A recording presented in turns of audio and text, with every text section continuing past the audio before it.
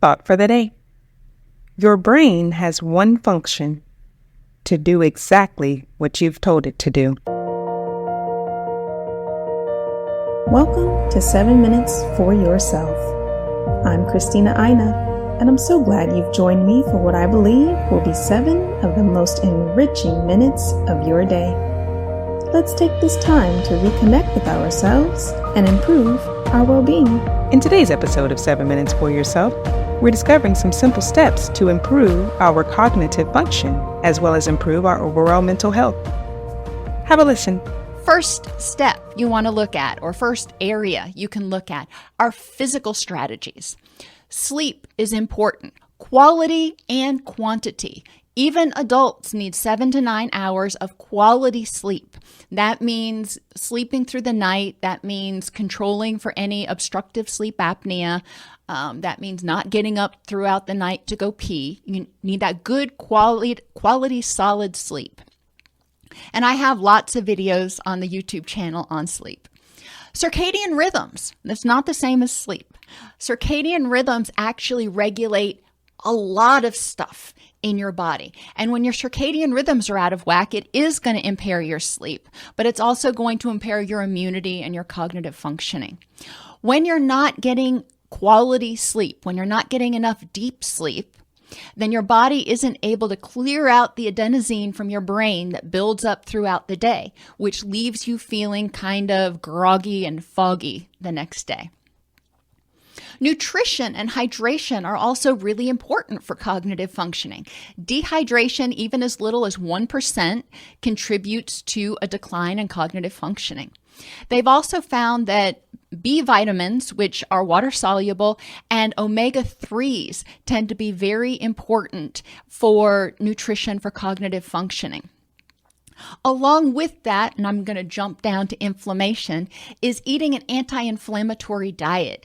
Inflammation contributes to activation of the HPA axis. It contributes to physical stress. It contributes to oxidative stress, which causes more inflammation.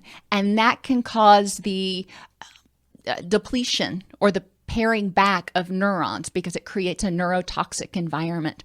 So you want to eat an anti-inflammatory diet. You want to control inflammation as much as possible.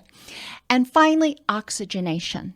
Your brain needs oxygen to function. When you yawn, a lot of times it's because your brain's not getting enough oxygen. It's not so much that you're sleepy. So it is important to practice deep breathing. 2 benefits to that. Number 1, oxygenation. But number 2, if you take a moment periodically throughout the day to take a few deep breaths, breathe in for 4 or 8, hold, and then exhale for 4 or 8. It slows your breathing and triggers the relaxation response, which slows down or counteracts the stress response. What's important to know is when your stress response system is activated, when that fight or flight system is activated because of emotional stress, cognitive stress, environmental stress, whatever kind of stress, you are in a fight or flight mode. That means you tend to have more tunnel vision. Your brain is not focused on focusing on anything except for getting safe and getting away from the threat.